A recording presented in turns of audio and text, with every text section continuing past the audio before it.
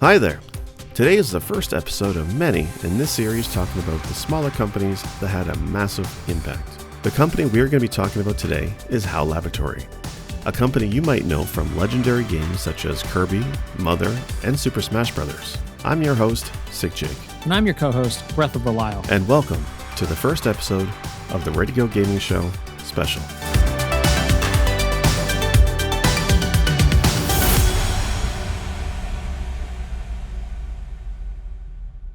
The story of Hal Labs goes all the way back to 1980, 40 years ago in this part of Tokyo. The man with the plan was Mitsuhiro Ikeda. Now, Hal Labs was originally known for making trackball accessories, such as the HAL HTC 001, a peripheral for this computer, the MSX. The MSX was a home computer designed in a joint venture from ASCII. No, not that ASCII, this ASCII, and Microsoft. It was a computer that had a mouse that was essentially 4 directional buttons, and it was manufactured by pretty much everyone and their brother. National, Pioneer, Daewoo, Dragon MSX, Casio, Mitsubishi, Sanyo. You see the trend? This was wholeheartedly a Japanese concept. While it had a few releases in the United States, the MSX was very much a Japanese concept that didn't really fly over here. When it comes to computer gaming in Japan in the 80s, this was the computer to have, selling 5 million units in its lifetime. Many awesome gaming companies would get their starts with programming games for the MSX, such as Konami, who started the Metal Gear series on the MSX, and Hudson Soft.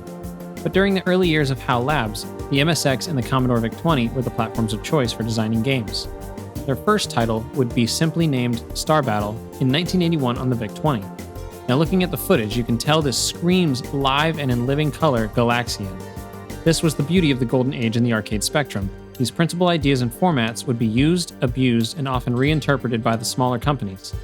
Rally X would be a game where you drove around collecting dots and avoiding hostile cars, and you can pick up bonuses, and damn, this is some old shit. Like this. Recognize this? Of course you do. Hal Labs, in 1981, ported Pac-Man to the VIC-20. Looks good, huh? Speaking of ports of well-known games, they also ported Atari's Night Driver to the Commodore 64, which if you haven't played a Commodore 64 before, it can be a good time.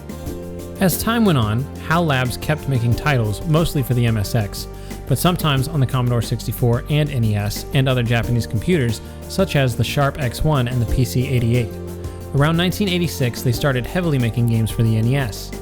One major franchise that really stuck out was called Eggerland.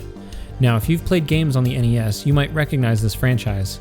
While it was known as Eggerland in the Nippon land, in the United States, we were exposed to the character Lolo on the NES with the Adventure of Lolo series.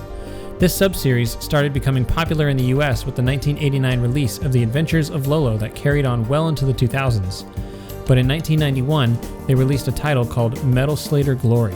This game was fucking awesome. It had speech, amazing graphics for the Famicom, and the budget for advertising. It was through the goddamn roof. And even though this game was so grandiose, the game's sales points didn't cover the expenditures. Hal Labs almost folded. Can you imagine that? Well, Big Daddy Nintendo knew the potential that Hal Labs had throughout all these years and offered to pretty much bail out Hal Labs under one very odd condition. A specific person would need to be installed as president. This man would become a legend in the history of not only Nintendo, but in video gaming as a whole. This person was someone who worked for Hal Labs while going to school, and someone who led to Namco getting pissed off while also granting their first license for its game publication and development. This man created Joust, Earthbound, and Kirby. Satoru Iwata. A legend that was taken from us far too soon. Want to know something interesting?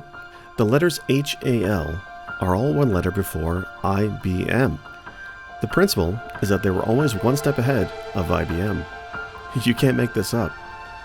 Anyway, let's catch us up.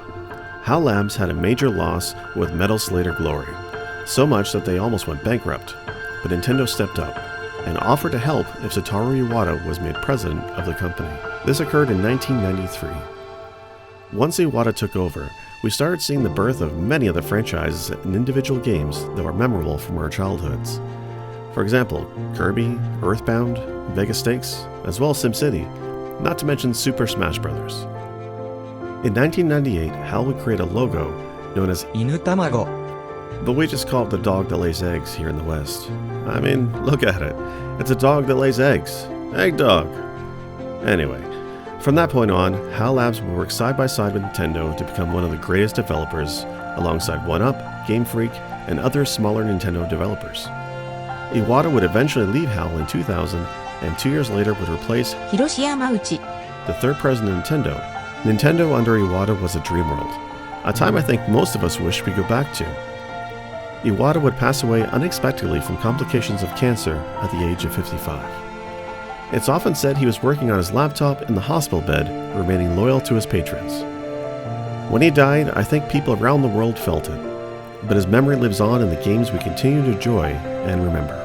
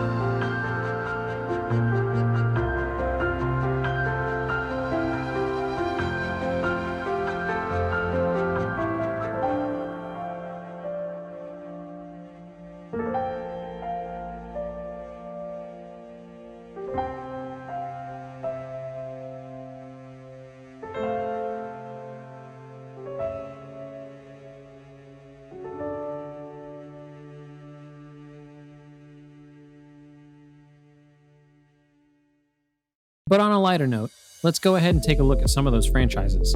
There aren't many, but they're a blast to check out. Let's begin. It's time to talk about Kirby! This lovable pink ball of fluff has been with us since 1992 with his first game, Kirby's Dreamland. This game came out for the Game Boy and was developed by HAL, but published by Nintendo.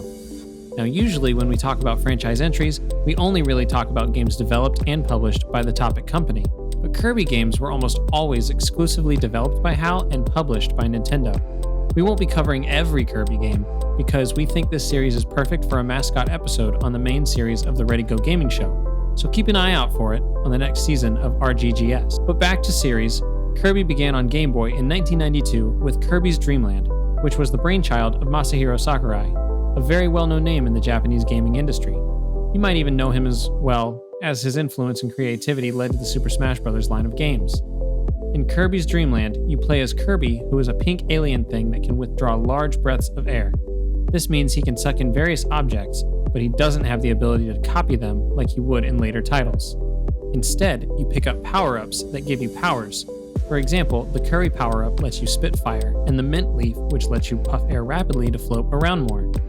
A lot of people felt this game was basic, but to be honest, it was a lot of fun, and it was an enlightening game. The follow-up would be the first console release of a Kirby title, 1993's Kirby Adventure. For many people, this was the first entry into the Kirby we know and love today. This game would be where he would get his iconic ability of copying enemies that he sucks. Okay, I'm not going to say that. The enemies he inhales. Yeah, that works. This game was very successful, often being considered one of the greatest NES titles ever made, and was even remade for the Game Boy Advance as Kirby Nightmare in Dreamland. But it was quite short in comparison to the original.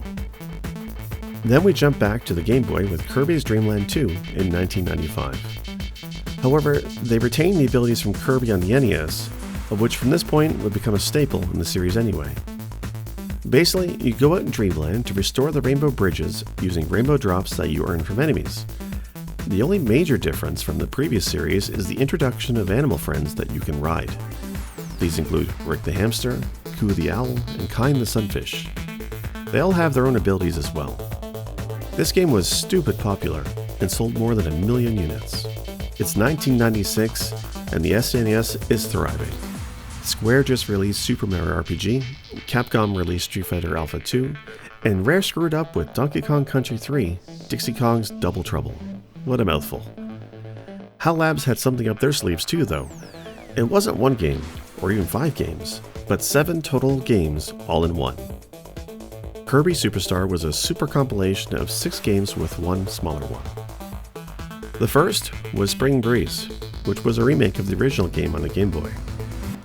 The second, Dynablade, was a game where you need to stop Dynablade from destroying Dreamland's crops, culminating to a big-ass boss fight against Dynablade themselves. The third was a racing title with one of the most famous Kirby songs ever, Gourmet Race. This pitched you against King Dedede, a major antagonist, racing across the levels trying to get more points. The last few were simple and featuring characters like Marks and Meta Knight. This, hands down, is a must-own title for the SNES. It was remade as Kirby Superstar Ultra in 2008 for the Nintendo DS, and it retained all of the original aspects but added FMV cutscenes. Staying on the topic of the Super Nintendo, the next game would be Kirby's Dreamland 3, which was the last Super Nintendo game published by Nintendo in the United States. The same friends returned, but showcased an addition of Gooey, who Player 2 could control, however this would cost the main player 2 hit points. Most of the games from this point on would retain the basic principles of Kirby, such as Kirby 64 The Crystal Shards, which was the next entry. As the title would suggest, it was on the Nintendo 64. One of the more interesting aspects of the development of this title is that it was originally designated for the N64 disk drive, an add-on for the Nintendo 64. This would also be the last traditional Kirby game on a console for 11 years. The next two titles would be in a handheld spectrum, Kirby and the Amazing Mirror and Kirby Squeak Squad, both of which were considered average. Now in the contemporary world of Kirby, it seems the idea has been played out. Kirby's Return to Dreamland came out in 2011, and 3 more main titles were released, with the most recent being Kirby's Epic Yarn and Super Kirby Clash. Again, there are 28 titles in the Kirby lineage, and we feel it's only fair to give Kirby his own Ready Go Gaming Show entry next season. Try to look out for it. Mother is an RPG created initially by Shigesato Itoi. Now that name may not ring a bell, but we're about to connect the dots. The first game, named Mother, was the predecessor in the series to a game we know as Earthbound. Earthbound is, of course, fantastically popular, but not many people know about Mother, the original Famicom game. It was developed by Ape and published by Nintendo. Hal Labs had no influence in it at all, unless you consider the fact that Ape as a company was supported by Satoru Iwata. Essentially, Ape started Mother, and it started to shit the bed. Satoru Iwata, the legend that he was, came and saved the day. In 1995, the company would change its name to Creatures, and it's remained that way ever since. Mother was supposed to be known as Earthbound in America, but the localization was considered unfavorable for the American market, so this very much stayed a Japanese title for quite some time. In the game, it's your run-of-the-mill RPG with science fiction and fantasy elements, and you should check it out if you get the chance. It plays very similarly to Earthbound, but it can definitely hold a candle on its own. In 1994, Mother 2 would come out, known as Earthbound in America. This time, this series would have the influence from Hal Labs in conjunction with Ape. This game is notoriously expensive, but notoriously fun, and a cult classic for the Super Nintendo. Often, it's one of the greatest games of all time. You control Ness and his friends who are going to collect songs to be the ever-living shit out of Gygas. It's got great music, the difficulty is just right, and the story is very well written. Honestly, it's just a fun game. The final entry in the series would be Mother 3, which was a Japanese-only Game Boy Advance title, developed by Hal Labs and Brownie Brown, which consisted of a buttload of former Squaresoft employees, namely ones that designed the 2D sprite work. Since then, the company is known as 1UP Studio. Anyway, Mother 3 was supposed to be designed for the N64 disk drive, but it was cancelled in 2000. After that, the creative focus shifted to making this a GBA game, which was released in 2006. The story might be convoluted, but if you enjoy Lucas and mindfucks for days, then you'll love Mother 3. It's a shame that we haven't seen a Mother game in a while, but who knows, maybe we'll see more of it one day. Until then, we can relive hearing the fantastic tunes from Earthbound and kick ass Ness and Lucas in Super Smash Bros. Now imagine a series that pitted together people from your favorite franchises on a scale that for the most part hadn't been done successfully. Imagine Link slapping the hell out of Luigi while Jigglypuff was singing songs and putting Kirby to sleep. Imagine Captain Falcon charging up a punch that would send Donkey Kong to the moon, while Fox McCloud was aiming his pistol at Mario, who already was in a tough spot because Samus had just laid down a screw attack. That's Super Smash Bros. And for many of us, it was a golden title that had set the framework for the best crossover fighting game known to mankind. The first title came out in 1999 with 12 playable characters, 4 of which were secret unlockable characters. The sequel would come out in 2001 with Super Smash Bros. Melee for the GameCube. This time we had all the previous characters return with the inclusion of characters from Fire Emblem.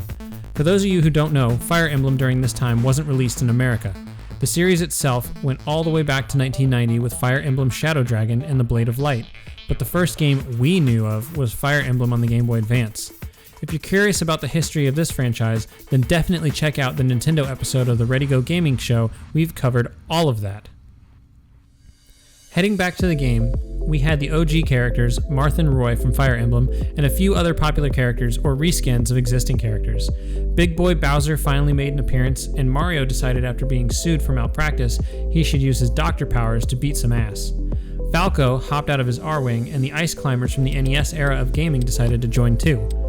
Other characters that were added included Zelda and Sheik, Mewtwo, Pichu, Mr. Game & Watch, as well as Young Link. This game was a beast. Many people swear up and down that the GameCube controller is the perfect controller for fighting games. Well, some of us disagree, but for Smash, it's perfect. To this day, you'll still see people playing Smash with a GameCube controller, even on the newest entry. But before we can talk about the newest game, we must play some catch-up. After Melee and a whopping 7-year wait, we had Super Smash Bros. Brawl. This time it was on the Wii, and you could use like 4 different controllers, and it had a fuck ton of characters starting to pop out of the woodworks. But the true claim to fame for this game, and what made it really stand out, was the totally revamped adventure mode, Subspace Emissary. This whole little plot was awesome, probably because Koshige Nojima worked on it. Nojima, for those who don't know, is the plot writer for a vast majority of Final Fantasy games, so you can thank him for how fluid and smooth the adventure mode in Brawl was. Earning new characters in this game was fun for once, and it didn't overstay its welcome. You could also fight friends through Wi-Fi, so instead of a local game like in previous titles, you can now smash people's faces in across the globe. This game is just awesome, and you should check it out. After the success of Brawl, the Smash series broke into a two-way junction with Super Smash Bros. For the Nintendo 3DS and the Wii U. Both are different and are worth checking out. They each have their own unique aspects, but to be honest, it was kind of a step back. You see, the game utilized amiibos, which is fine, but amiibos are kind of a cash grab. Then there were issues with online play for both entries, and there isn't a story mode. Essentially, it's only the fighting with some challenges. The next major game would be Super Smash Bros. Ultimate in 2018. Ultimate was the penultimate moment thus far for the Smash universe. Unlike other fighting game entries that brought literally everyone in. Yes, we're looking at you, Mortal Kombat Armageddon. Super Smash Bros. Ultimate kicked it out of the park. 80 characters, an insane storyline that kills all your friends off one by one, and a plethora of opportunities to do so many things. Challenges, random unlocks, lore galore. This game is fucking awesome, and you're doing yourself a disservice by not playing it. The music, the artwork, the drama, the competition, it's just overall a great game. Play it. The one big reason we aren't talking too much about it is because Sora Limited and Bandai Namco developed it, so technically it isn't a Hal Labs game at all, unless you consider Sakurai as a former employee of Hal Labs. Oh well, it's still damn awesome. Hal Labs is one of those companies that you recognize from a mile away. These games literally grew up with us, and seeing all of our favorite characters duke it out across other popular stages to the familiar tunes is simply a rush down memory lane. From the original games to where they all are now, Hal Labs has been an integral part of our childhoods. Who knows what else they'll come up with? But judging by their track record, I think it's safe to say it will always be a wholesome experience.